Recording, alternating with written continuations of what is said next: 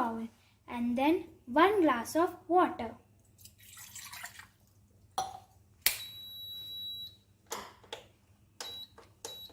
Then betel leaves, 4 betel leaves, cut and add it. Now 2 inches of jaggery and 1 teaspoon of carom seeds. Now boil it till the water becomes half. It's almost half a glass now.